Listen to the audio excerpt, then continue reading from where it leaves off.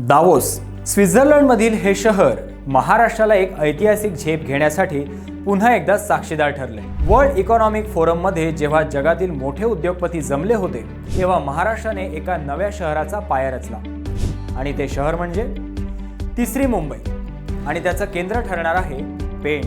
मुख्यमंत्री देवेंद्र फडणवीस यांनी दावोसमध्ये मोठी घोषणा केली आहे की तिसऱ्या मुंबईतील पहिलं शहर म्हणून रायगड पेण विकास केंद्राची निर्मिती केली जाणार आहे। 14,50,000 कोटींच्या एकूण गुंतवणुकीपैकी तब्बल 1 लाख कोटी रुपयांचा महाकाय प्लॅन केवळ या क्षेत्रासाठी असणार आहे।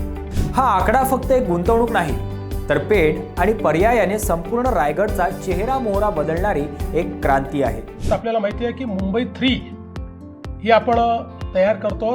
एक प्रकारे जे काही आपलं फ्युचर आहे त्या फ्युचरचं शहर म्हणून ही इनोव्हेशन सिटी असणार आहे। त्यामुळे मला असं वाटतं की यामुळे आपण निश्चितपणे इतर राज्यांपेक्षा किंवा कुठल्याही याच्यापेक्षा थोडं एक पाऊल पुढे जाऊ आणि खूप मोठ्या प्रमाणात हाय पेड जॉब देखील या ठिकाणी तयार करता येतील। नमस्कार, मी प्रथमेश। माननीय मुख्यमंत्री देवेंद्र फडणवीस यांच्या व्हिजननुसार मुंबई आणि नवी मुंबईवरचा ताण कमी करण्यासाठी तिसरी मुंबई उभारली जात आहे आणि या शहराची सुरुवात पेण रायगडमधून होणार आहे। पेणची निवड करण्यामागे काही ठोस कारणं आहेत, ते म्हणजे अटल सेतू, ज्यामुळे दक्षिण मुंबई आता पेणच्या अगदी जवळ आली आहे। विमानतळ जवळीक, नवी मुंबई आंतरराष्ट्रीय विमानतळ इथून हाकेच्या अंतरावर आहे। कनेक्टिव्हिटी, मुंबई पुणे आणि मुंबई गोवा महामार्गाचा संगम या भागात होतो। याच कारणामुळे पेण हे भविष्यातील महाराष्ट्राचं सर्वात मोठं ग्रोथ सेंटर ठरणार आहे।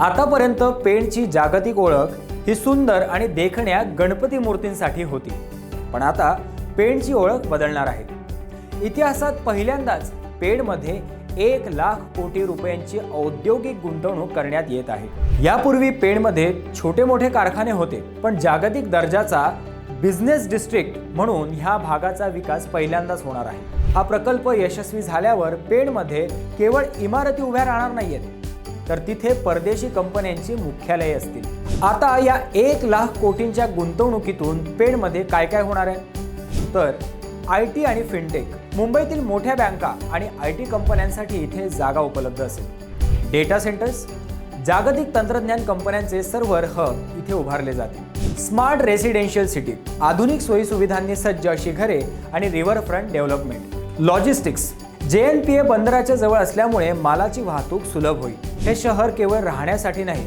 तर वर्क लिव्ह प्ले या संकल्पनेवर आधारित असेल। आणि सगळ्यात महत्त्वाचं, या प्रकल्पाचा फायदा फक्त पेणपुरता मर्यादित नाही। स्थानिक रोजगार, 15 लाख रोजगारांपैकी मोठा हिस्सा या परिसरात निर्माण होईल, ज्यामुळे कोकणातील तरुणांचे स्थलांतर थांबेल। जमिनींचे दर, अलिबाग, पनवेल आणि पेण पट्ट्यातील जमिनींना सोन्याचा भाव येईल।